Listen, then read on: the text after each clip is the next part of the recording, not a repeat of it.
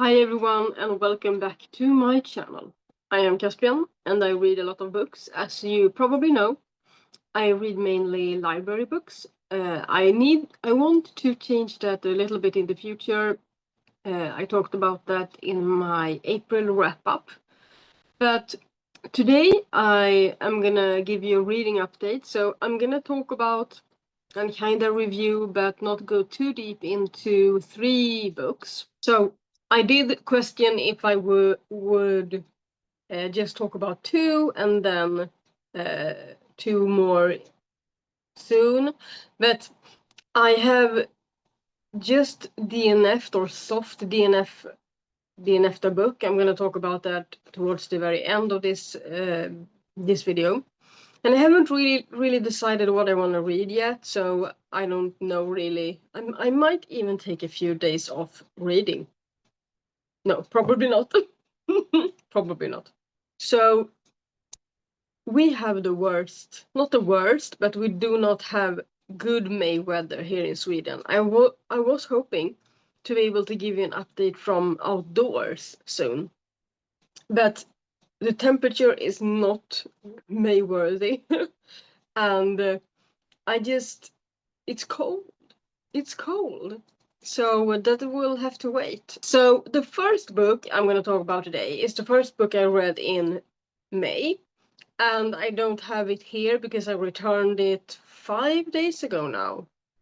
Yeah, I think so. It was due just at the beginning of May and I decided to just dive into it. Okay, so the first book that I'm going to talk about today is Anibot by Sierra Greer. It's a sci-fi and it's a rather short sci-fi, around 250 pages if I'm not remembering if I'm not misremembering. I gave this book 4 stars. So Anibot is about Annie and Doug. Doug is human and Annie is a robot, and Doug purchased Annie to be his robot girlfriend, essentially. So in this book you can choose to which setting you want to have on a robot. In the beginning, when you get a robot, you can switch between different settings: the nanny setting, the house cleaner setting, and the intimacy setting. And you can guess what the intimacy is. So Doug have made a choice to kind of awaken Annie. So you can make the choice to choose one of these settings and have the robot become aware of their own being, so that they become more of a person, and they can also have some personal development. They can learn new things, and they become more human, and they do have compassion and care for people and themselves. So he has chosen to do that, to give Annie life, basically, and an awareness.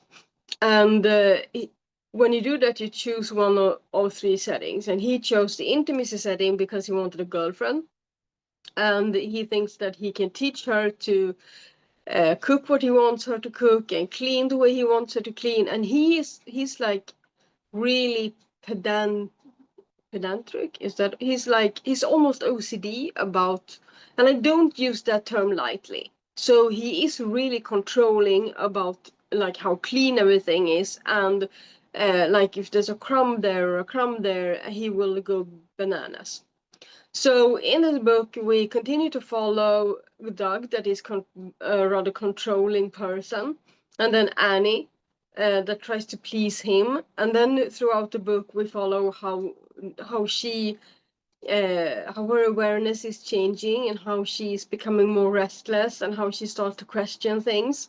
And this book has gotten like different kind of critiques, as far as I know. Some people think that it's a horrible story, and it is, and some people think it's a lovely, or not lovely, but it's a good piece of contribution to the discussion of how robots would function and be treated, and how the relationships between humans and bots could look, what it could look like if we went down that route, which we probably will at some point in future human history. So If you don't want to know what I thought about it, which might give some spoilers, then skip to the next book from here.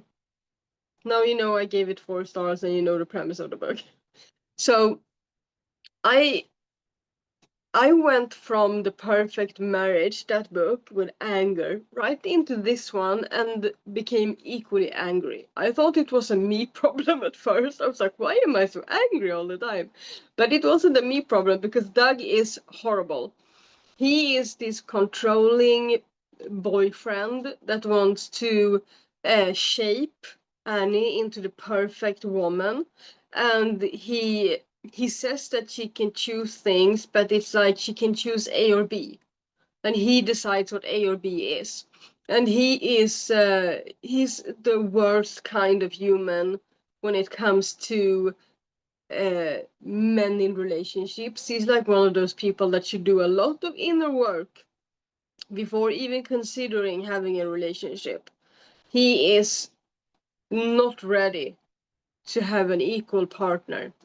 So I was so angry a lot of the book. I really felt for Annie. So in the beginning of the book, I was angry and I wanted to DNF it a few times because mainly because of the intimacy scenes. So this is like a trigger warning. It does contain intimacy scenes between human and robot. For me, that was a bit much. I think in the beginning I thought, is this because he's a robot? Partly it was because she's a robot, but it's not only because she's a robot, it's because he treats her like a machine. So it's how he views her and how he abuses her that is my main issue. I would have been equally disgusted by those scenes if she were like a born bred human. And she actually has some human aspects. She has skin and flesh on top of her like mechanics, so she looks human-like, and she's custom made, so she doesn't have any like you can't tell that she's a robot if you don't know that she is kind of like that. So there are a few contradictions in this book that maybe would have been answered if the book had been longer, but I'm glad it wasn't. For instance, how come she can gain weight but she doesn't need to eat? How come she needs to stay fit and ride her bicycle, and she has to have some pounds removed when she's in for her checkups when she doesn't eat? Does the energy from her battery somehow transform into body fat? I can see that maybe that was an aspect the author wanted it to be clear how much he controlled her and how much she wanted to be the perfect woman for him. So they brought in these more human aspects to the story, that she isn't the same size all the time, and he I understood the premise of he can ask them to add on and take off pounds off of her from like what, just because he wants them to, but I can't really buy into the premise of her actually being able to lose weight or gain weight on her own when she doesn't eat. She can eat, but she doesn't digest anything. She has to get rid of it when she has eaten. So it's like storing it inside of her until she goes to the bathroom. So there were some things that were off with this one, and right a few days after I had read this, I was still sickened by it, but I was also very happy with the ending. So I don't want to spoil the ending, but I was happy with the ending. So if you feel like you want to read this book and it could be interesting, I don't know why I would the way I've talked about it, but if you want to, then know that there is a good happy ending to the story, in my opinion anyway. So yeah, that's Anibot by Sierra Greer for you. So the next book I actually have with me still. I'm going to return it in a few days. And it's the Brothers Hawthorne by Jennifer Lynn Barnes. This is the 4th book in Inheritance Games series. So in this book we follow Grayson and Jamie. I thought it was only one of them going into the book, but we follow Grayson and Jamie and the two kind of developments. They have one each. So Grayson is handling a family issue with the family that comes from his biological father. So we learn early in the first book, The Inheritance Games, that the brothers, the Hawthorne brothers, have there are four brothers and they each have separate fathers. So in this book, Grayson is handling some family business that is pertaining to his father's that side of the family, and he finds out that he has sisters and he tries to help them, etc. But there is an event that took place in a previous book that kind of is what the catalyst to this, to the event in this one, so I'm not going to go into it. But there's a lot of personal development with Gray in this book. And then we follow Jameson, and he is also contacted by his biological father that needs a favor from him, and we follow him on a journey of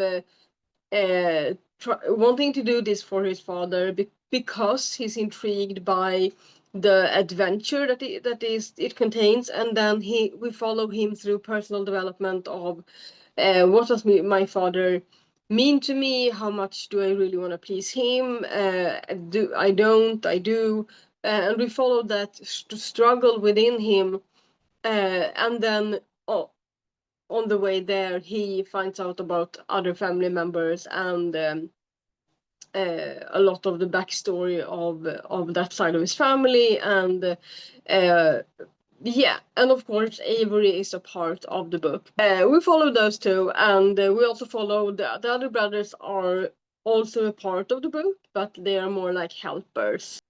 I think it was well worthy reading, well worth reading. I give it a 3.5 stars.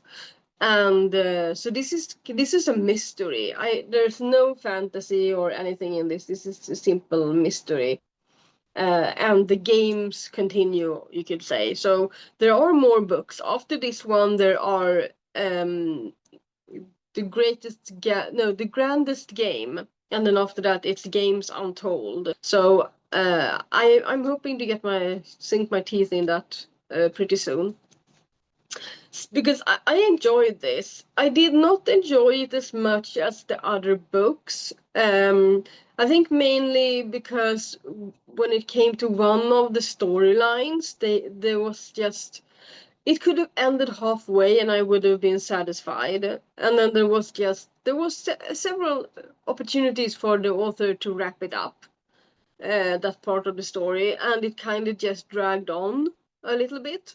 But I did enjoy it, and I look forward to continue the series. But I think this is the one I've given the least amount of stars so far. So yeah, that's the Brothers Hawthorne for you. So this is the next book that I read in May.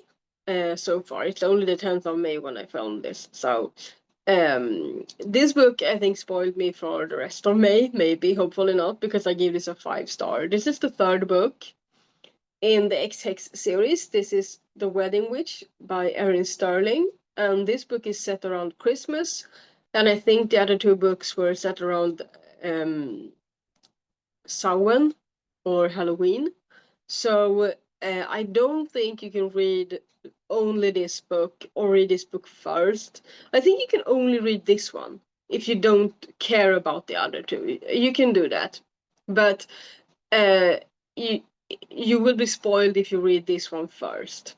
That much I can say.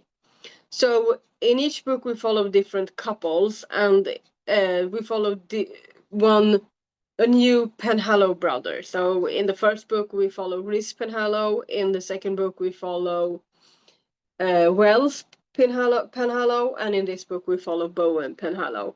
So we follow Bowen Penhallow and then his love interest.